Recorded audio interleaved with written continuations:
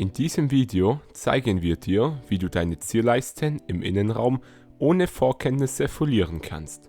Dafür benötigst du nur dein passendes Zierleistenset von HSS Skins und einen Föhn. Zudem sollte die Außentemperatur für die Folierung bei etwa 20 Grad Celsius liegen. Auf deinem ausgepackten Folienset solltest du je nach gewähltem Modell 2 bis 4 Beschriftungen erkennen können. Dadurch kannst du ähnliche Folienteile direkt zur passenden Zierleiste zuordnen. Wenn du ein Modell mit Logo gewählt hast, kannst du für mehr Kontrast sorgen, indem du es mit einer gewünschten Farbe hinterklebst. Verwende hierzu eines der rechteckigen Folienstücke, die in deinem Set enthalten sind. Klebe dafür einfach das rechteckige Folienstück mit der nicht klebenden Seite mittig auf das Logo der klebenden Seite des Folienzuschnittes. Außerdem gibt es noch ein paar Tipps für die Folienverarbeitung, über die du Bescheid wissen solltest. Erstens, wenn du die Folie entlang der Zierleiste anlegst, darfst du sie nicht in der Länge verziehen, denn dadurch geht die perfekte Passform verloren. Zweitens, entsteht beim Folieren eine große Falte, dann musst du die Folie an dieser Stelle nochmal lösen. Als nächstes musst du die Folie wieder so andrücken, dass anstatt einer großen Falte mehrere kleine Falten entstehen. Anschließend kannst du diese mit dem Föhn erhitzen und mit dem Finger herausstreichen.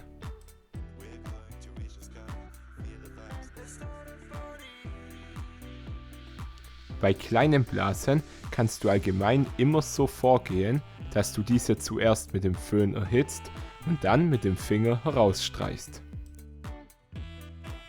Drittens, wenn du die Folie überall angelegt hast und sie liegt an einer Stelle noch nicht ganz passend an, dann musst du sie an dieser Stelle nochmal abziehen und mit dem Föhn erhitzen.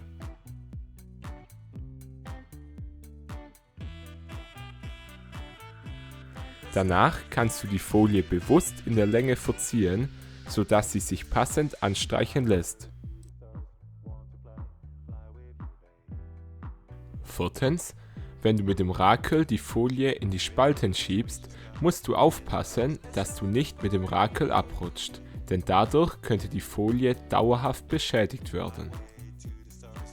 Bevor wir jetzt endlich mit dem Folieren beginnen, musst du noch jede Zierleiste gründlich reinigen. Denn nur auf völlig sauberen und entfetteten Oberflächen kann die Folie langfristig und blasenfrei angebracht werden. Auch die Spalten sollten nicht vernachlässigt werden. Hier kannst du das Rakel zur Hilfe nehmen. Lasse dir hierbei ein paar Minuten Zeit, sodass du auch keine Fläche vergisst, denn bereits kleine Verschmutzungen unter der Folie könnten zu Blasen führen. Nun kommen wir zu der Folierung. Wir beginnen mit der Zierleiste an der Tür. Diese Vorgehensweise kannst du für alle 4 Türen anwenden. Beim Anlegen der Folie musst du dich an den im Video gezeigten Pfeilen orientieren. Die Folie muss oben an das schwarze Kunststoff angeschoben werden, also so, dass sie bündig anliegt. Links muss die Folie so angelegt werden, dass sie mit etwa 3 mm über die Zierleiste übersteht.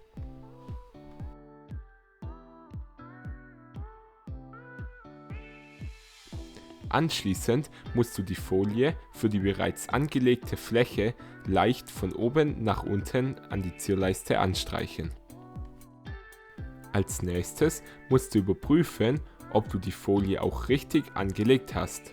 Betätige hierfür den Türgriff und klappe die Folie an dieser Stelle um. Diese Position solltest du jetzt halten und überprüfen, ob die umgeklappte Folie auch die Zierleiste komplett überdeckt. Sollte dies nicht der Fall sein, dann musst du die komplette Folie noch einmal vorsichtig abziehen und etwas weiter links neu anlegen. Wenn jedoch an dieser Stelle zu viel Folie vorhanden ist, dann musst du die Folie etwas weiter rechts neu anlegen.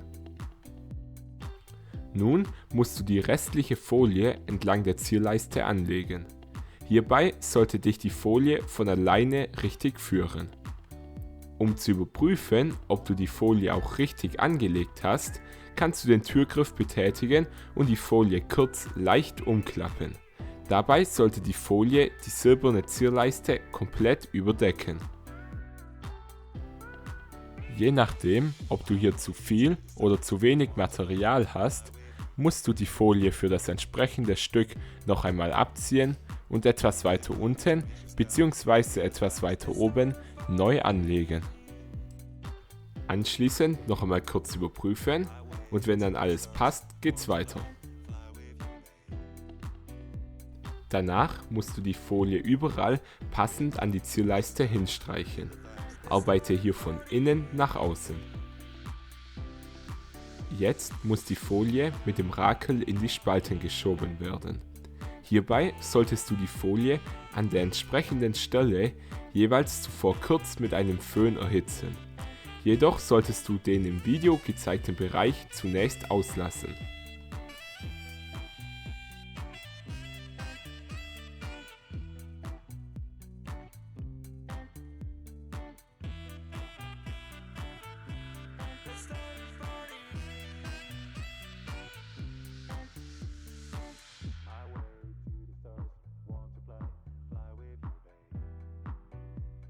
Im nächsten Schritt musst du die gezeigte Stelle mit einem Föhn erhitzen und dann die Folie von innen nach außen an die Zierleiste anstreichen.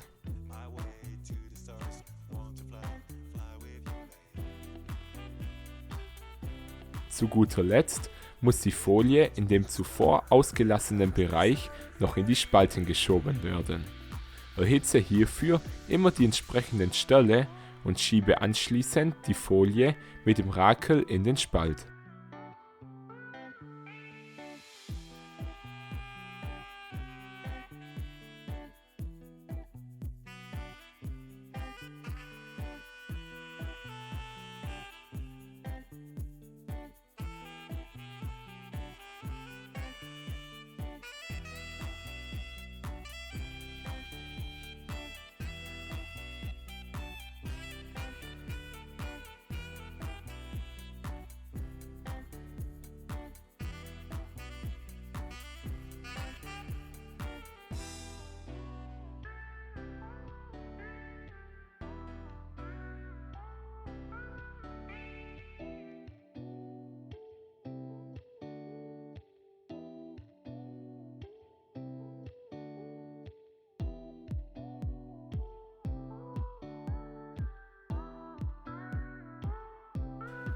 Und schon ist die erste Zierleiste fertig foliert. Jetzt geht es weiter mit der Zierleiste links vom Lenkrad. Hier muss die Folie bündig zu dem schwarzen Kunststoff angelegt werden. Dabei kannst du links oben im Eck beginnen, indem du die Folie dort oben und links anschiebst.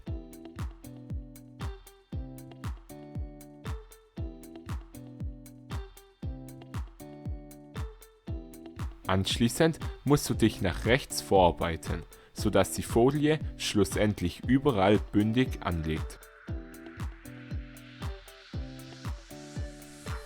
Dann muss die Folie an den geraden Flächen von innen nach außen angestrichen werden. Danach müssen auch die äußeren Flächen umgeklappt und angestrichen werden. Wenn die Folie hierbei nicht richtig hält, kannst du sie auch leicht mit einem Föhn erhitzen.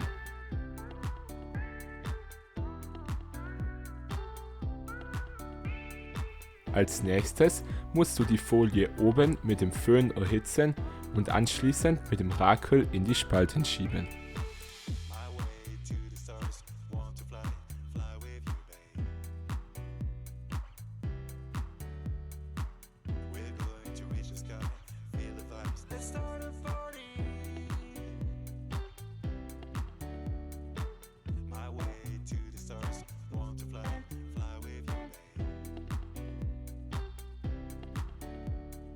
Nun musst du auch links die Folie mit dem Föhn erhitzen, sodass du sie passend an die Zierleiste anstreichen kannst.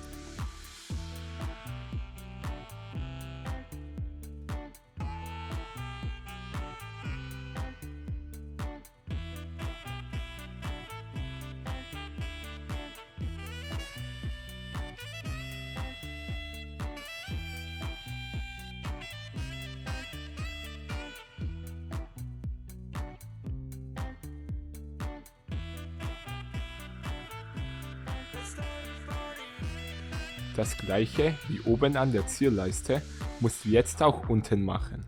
Das heißt, du musst die Folie zuerst wieder erhitzen, dann mit dem Finger anstreichen und schließlich auch mit dem Rakel in den Spalt schieben.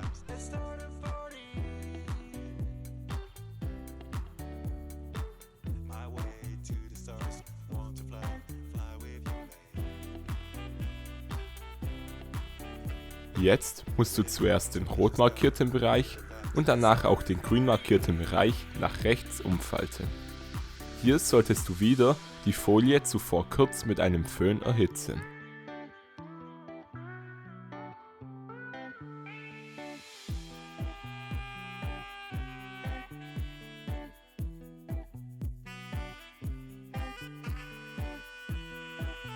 Wenn die Folie dann überall passend angestrichen ist, musst du sie nur noch mit dem Föhn erhitzen und mit dem Rakel in den Spalt schieben.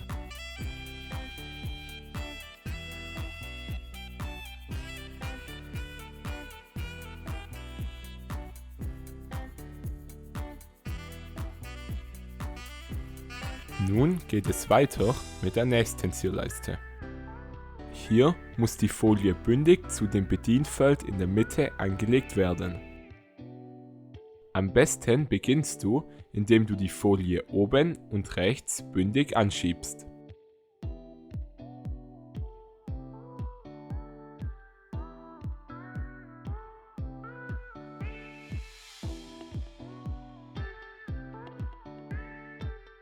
Anschließend musst du dich langsam nach links vorarbeiten und die Folie jeweils bündig zu dem schwarzen Kunststoff des Bedienfeldes anlegen. Du solltest jedoch darauf achten, dass du nicht an der Folie ziehst, denn sonst könnte sich die Gesamtlänge verändern, wodurch auch die perfekte Passform verloren gehen könnte.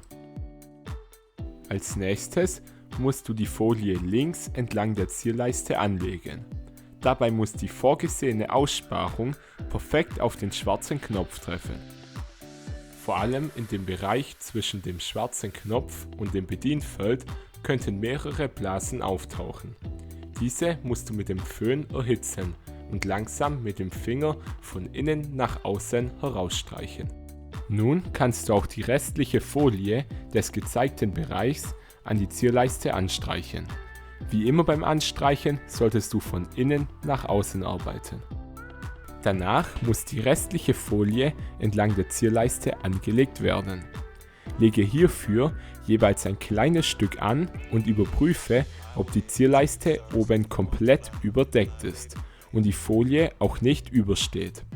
Wenn alles passt, kannst du die Folie weiter anlegen, bis du schließlich am Ende der Zierleiste angekommen bist. Wie immer solltest du dabei nicht an der Folie ziehen. Als nächstes kannst du die restliche Folie vollends an die Zierleiste anstreichen und anschließend mit dem Rakel überall in die Spalten schieben.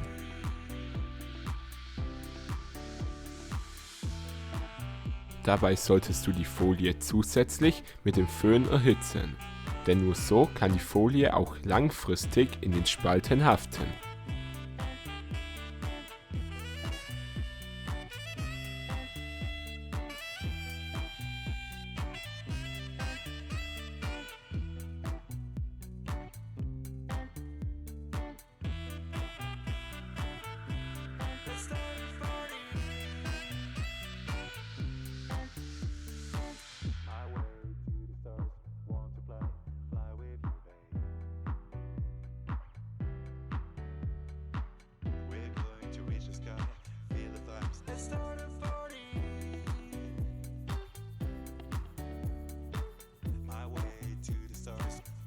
zu guter Letzt fehlt nur noch das linke Eck. Hier musst du zuerst das obere bzw. linke Folienstück umklappen und anschließend das untere bzw. rechte Folienstück.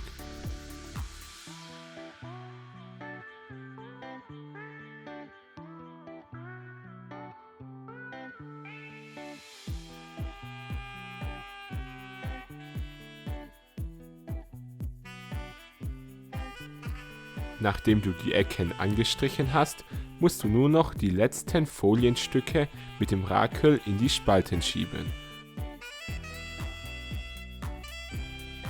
Als letztes kommt noch die Mittelkonsole.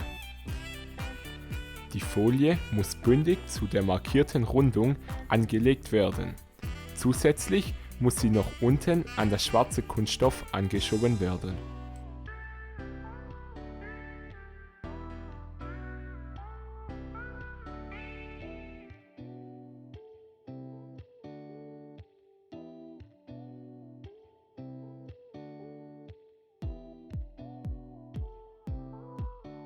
Danach musst du die Folie nach oben entlang der Zierleiste anlegen.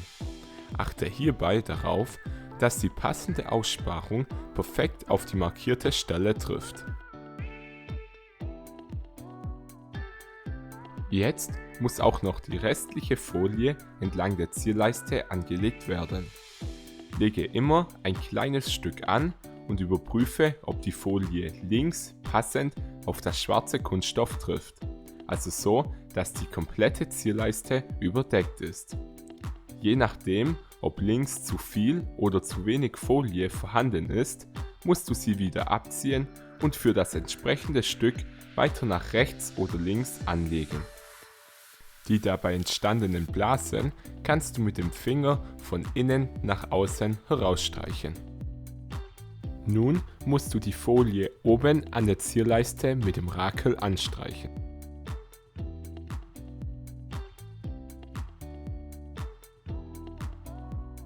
Anschließend kannst du die Folie auch an allen restlichen Stellen anstreichen. Arbeite hier immer von innen nach außen.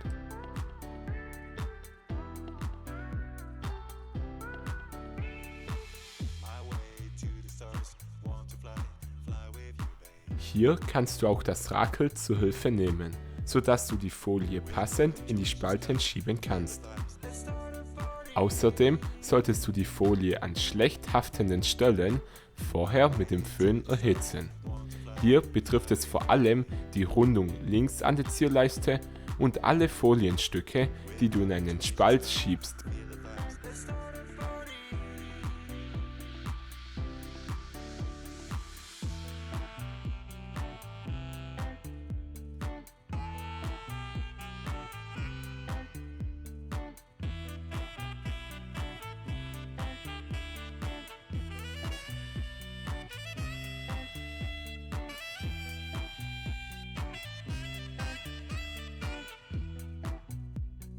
Damit wäre auch die letzte Zierleiste fertig foliert.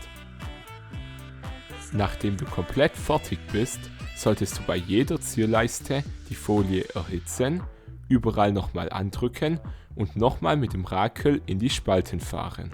Dadurch verhinderst du zum einen eine spätere Blasenbildung und zum anderen, dass sich die Folie von Rundungen oder manchen Spalten wieder löst. Sollten sich trotzdem kleine Folienteile aus den Spalten wieder lösen, dann hast du wahrscheinlich diese Stelle vergessen. Wenn das passiert, musst du einfach das gelöste Folienstück wieder erhitzen und zurück in den Spalt schieben. Damit wären wir fertig. Viel Spaß mit einem neu gestalteten Innenraum. Weitere Produkte, mit denen du dein Auto optisch aufwerten oder vor Kratzern schützen kannst, findest du auf unserer Webseite.